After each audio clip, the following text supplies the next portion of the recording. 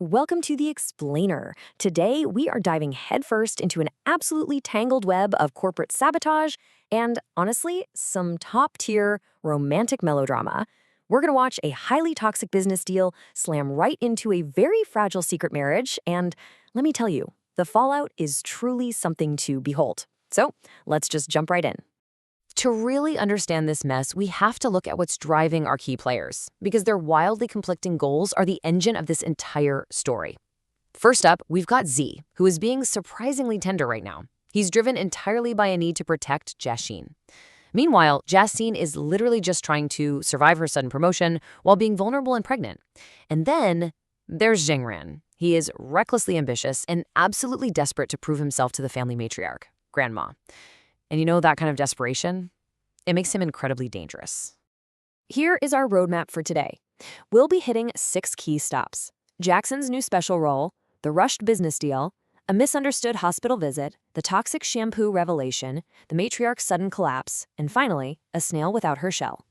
All right, let's start with Section 1, Jiaxin's new special role. Okay, so the transformation here is basically night and day. Behind the scenes, Xiyi has secretly arranged for Jiaxin to be elevated to a special assistant role at Shendao law firm. This means no more fetching tea or doing mindless printing for ungrateful coworkers, right? Instead, she gets a private office, an actual budget to upgrade her wardrobe and get a facial, and her new job is to represent the firm at high-culture events. We're talking classical music concerts, art exhibitions, the whole shebang. And the goal here is to help her accumulate social resources and really build up her confidence. And this is absolutely crucial because it brilliantly illustrates Xiyi's hidden affection. Listen to how clear he makes his stance. She is the mother of my child. I don't want her to be treated as a memo girl and be kicked out after she's used.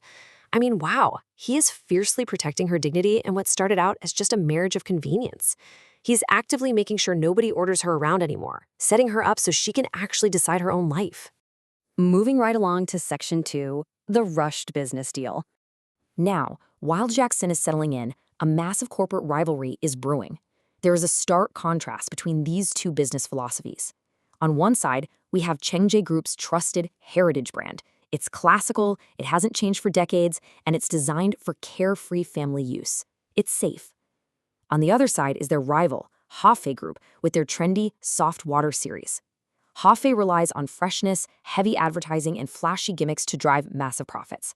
So Haifei's president approaches Zhengran with an OEM deal, essentially an outsourced production contract.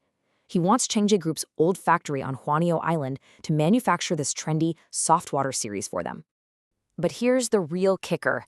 Look at how recklessly fast Zhengran pushes this deal through. In the morning, the offer is made.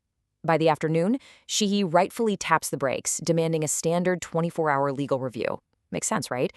But by the evening, Zhengran, who is just so desperate to win Grandma's approval, completely bypasses his brother. He takes the contract directly to Grandma, convinces her to let him stamp it, and seals the deal literally without even reading it. It's a ticking time bomb. Which brings us to Section 3, a misunderstood hospital visit. So, how does an innocent moment go so horribly wrong? Well, Jiaxin is at one of those classical music concerts for work when her pregnancy symptoms hit hard. She feels dizzy, nauseous. Luckily, her friend Dylan is there, and he escorts her to the hospital to see Dr. Hao. Now, the doctor naturally, but mistakenly, assumes this caring guy by her side is the husband. To avoid rumors about Jiaxin's secret marriage leaking out, Dylan buys them these matching, goofy snail facial masks so they can leave in disguise. Seems harmless, right?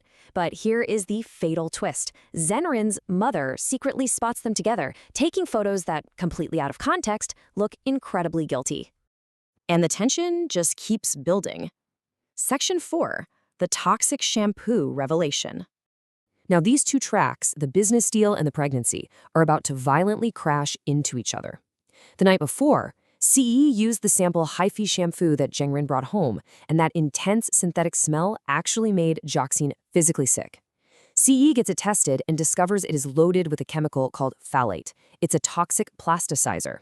Yes, it synthesizes aromas and makes your hair smoother, but it also increases cancer risk and, absolutely critically, severely harms fetuses in pregnant women. And then, the horrific realization hits Xiyi like a ton of bricks. Zhengran hasn't saved the company. He has just tied Chengji Group to a massive, toxic liability. By signing that contract unread, Zhengren agreed to manufacture a product that actively endangers pregnant women like Jiaxin and threatens to completely ruin their decades-old, trusted family reputation.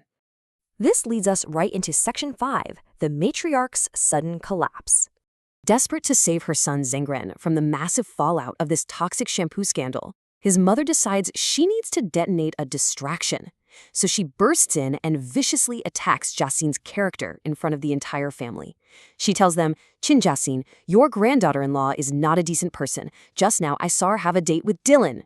She uses those out-of-context hospital photos to outright accuse Jiaxin of having an affair. The dramatic irony here is just absolutely painful. Think back to what Dr. Hao noted earlier at the hospital. Jiaxin was fiercely defending Xiyi, insisting that the baby is a life, not the product of selfishness. We know that Jiaxin is 100% devoted to the health of this baby and this family, yet she is the one being painted as the villain here. And the stress of this dual-track collision is just way too much. Amidst all the shouting about toxic shampoo destroying the family legacy and these shocking, albeit entirely fake allegations of an affair, the family matriarch is completely overwhelmed. She suddenly collapses right there in the room, falling into a coma. Section 6, a snail without her shell. Blamed by Zhengren's mother for the collapse and scolded by an incredibly stressed-out Exi, Jiaxin makes a heartbreaking decision. She quietly packs her bags and walks out of the Wang house, just trying to protect their peace. But even in her exit, she is so selfless. She leaves behind freshly ironed suits and these incredibly sweet sticky notes for Exi, reminding him not to drink coffee on an empty stomach. It proves she still cares deeply as she walks away to move in with her friend Sichi. Meanwhile, Exi starts to suspect that Grandma's collapse wasn't actually just about the photos, but might involve a much deeper, older family secret. Which leaves us with a massive, massive cliffhanger. Will the snail return to her shell? Jiaxin is gone, and Xiyi's assistant Anson points out the hard truth to him. It's Xiyi's fault she left, and he needs to figure out how to win her back. But listen to Xiyi's chillingly calculated response. He says, "It is simple. Just deprive her of her shelter. Then she will be like a snail without its shell. She can only come back to you." What a fascinating, almost ruthless psychological play to end on. She realizes that because Jiaxin is so stubborn when she's hurt, simply apologizing won't work. Instead, he plans to strategically remove her safe havens, so she has absolutely no choice but to return to him. It really makes you wonder, doesn't it? Is this a grand act of protective love, or is it dangerous control? Think about that. Thanks for joining me for this explainer, and I'll catch you next time.